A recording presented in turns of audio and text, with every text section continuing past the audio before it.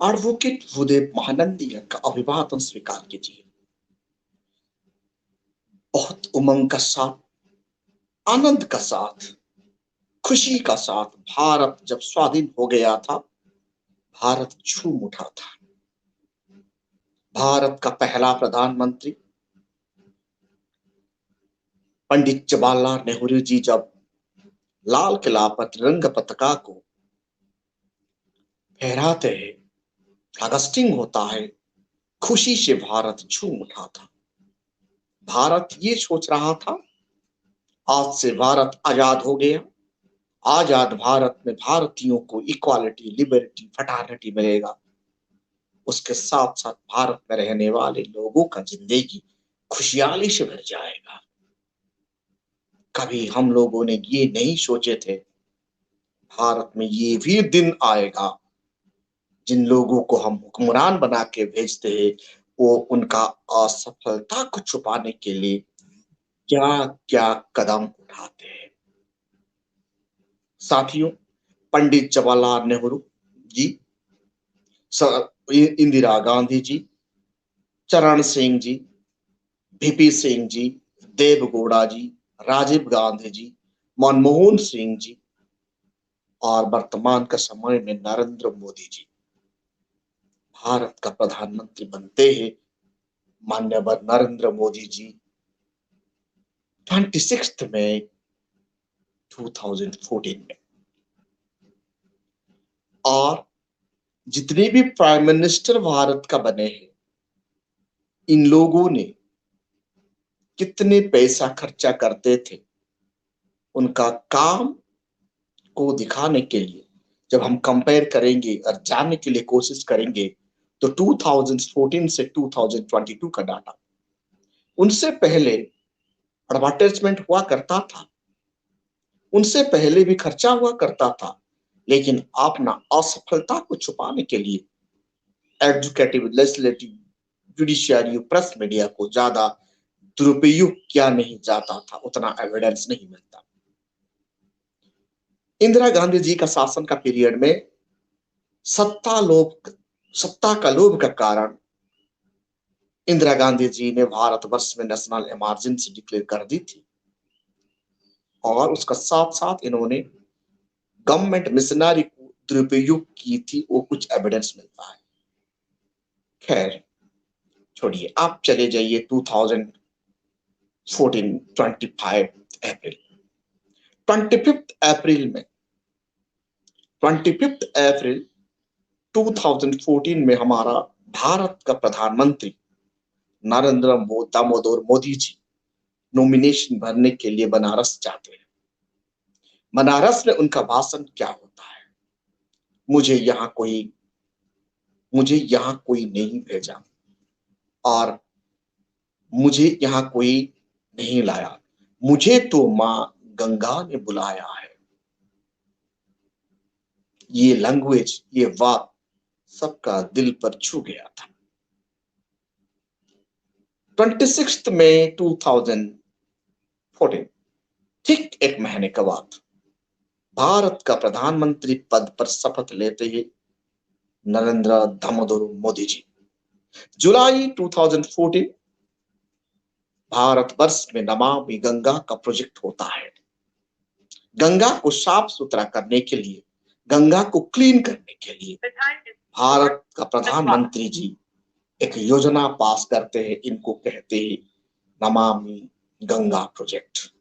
इस प्रोजेक्ट में गंगा को साफ सुथरा रखना, यूरोप कंटिनेंट में रिवर जितना साफ सुथरा और सुंदर दिखाई देता है, उनका सौंदर्यकरण करने के लिए भारत सरकार ने एक प्रोजेक्ट पास करते हैं। इसके लिए 29,000 करोड़ रुपए खर्चा होता है। क्या सचमुच भारत में गंगा सुंदर बन गया? 2022 में और 21 में आज हम देख रहे हैं गंगा का ऊपर डेड बॉडी तैर रहा है। आज भी गंगा जैसे को तैसे ही है, आज भी गंगा साफ हो नहीं पाया। 29,000 करोड़ रुपए अपना नाकामयाबी को छुपाने के लिए खर्चा किया गया है। जितना गंगा का सफाई का प्रोजेक्ट करने के लिए खर्चा करना चाहिए था, उनसे ज्यादा उनका एडवर्टाइजमेंट करने के लिए खर्चा किया गया है। अपना छवि चमकाने के लिए, पार्टी का छवि चमकाने के लिए खर्चा किया गया है। तो साथियों, 15 जुलाई 2022 मोदी जी कहते हैं, 20 में मोदी जी क्या कहते हैं, प्रोजेक्ट गंगा का जो 7 ईयर हो गया आज का तारीख में, प्रोजेक्ट का 7 ईयर 2 मंथ हो गया आज आते आते। वहां फिर जाके मोदी जी कहते हैं गंगा का साफ सुथरा करना। 15 जुलाई आज 2021 में मोदी जी का भाषण होता है।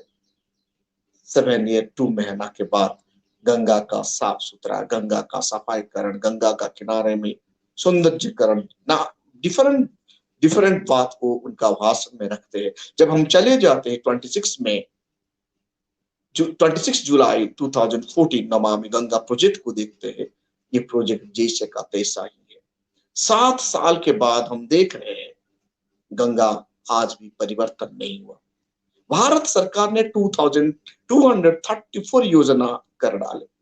ये योजना सबके लिए, फार्मर के लिए, अनएम्प्लॉयमेंट यथ के लिए, मेक इन इंडिया के लिए, कौशल विकास योजना के लिए, ऐसे तरह तरह का योजना 234 योजना स्टार्ट किया गया।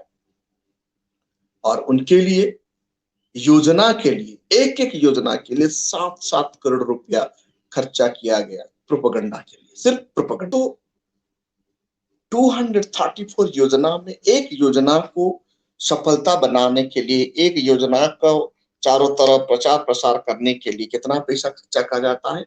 7 करोड़ रुपया खर्चा किया गया मीडिया का पीछे, प्रोपेगेंडा का पीछे।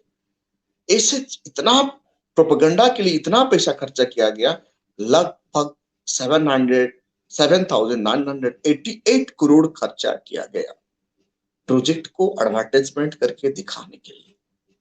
इतना पैसा देश का डेवलप के लिए खर्चा किया जाता तो इतना अच्छा होता। मतलब हम क्या सोचेंगे, आज ये तमाम प्रोजेक्ट फेल है।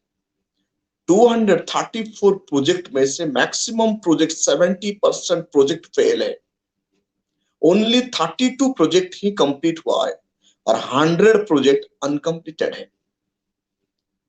ओनली 32 प्रोजेक्ट भारतवर्ष में कंप्लीट हुआ है और 100 प्रोजेक्ट अनकंप्लीट है। और इन अनकंप्लीट को छुपाने के लिए आप लोग जानेंगे तो हैरान हो जाएंगे, लगभग 7,980 करोड़, मतलब नियर अबाउट 8,000 करोड़ रुपया भारत सरकार फूक डालता है।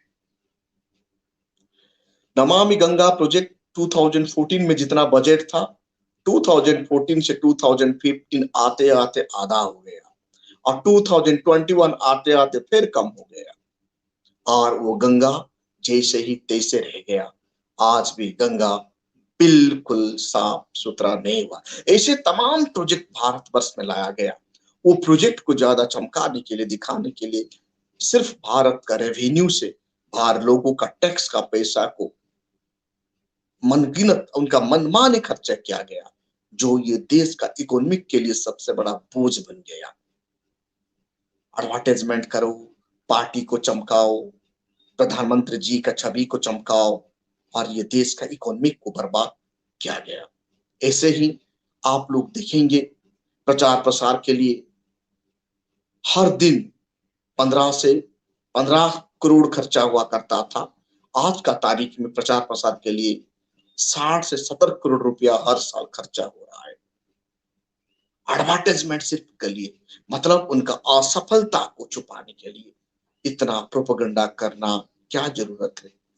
7,988 करोड़ सिर्फ प्रोपेगेंडा करने के लिए खर्चा करना, मतलब देश का इकोनॉमी को कितना बर्बाद किया गया है। एवरी मिनट्स आप जान के हैरान हो जाएंगे, एवरी मिनट हमारा भारत का सरकार 22,137 रुपये खर्चा करता है एडवर्टाइजमेंट करने के लिए। ये पैसा जल कल्याण में होना चाहिए, इतना पैसा खर्चा का मतलब उनका असफल प्रोजेक्ट को सफल दिखाने के लिए, अनसक्सेस प्रोजेक्ट को सक्सेस दिखाने के लिए ऐसे भारत सरकार कर रहे हैं। टीवी पर, मीडिया पर इतना पैसा खर्चा कर रहे हैं। एवरी मिनट 44,000 भारत सरकार खर्चा करता है डिफरेंट योजना से। डिफरेंट योजना से भारत सरकार कितना खर्चा करता है? 44,000 खर्चा करता है।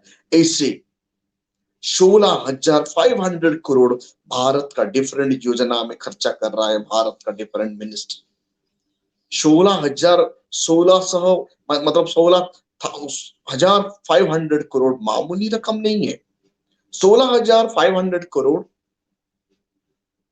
डिफरेंट मिनिस्ट्री को चमकाने के लिए खर्चा करना मतलब क्या समझ रहे हैं?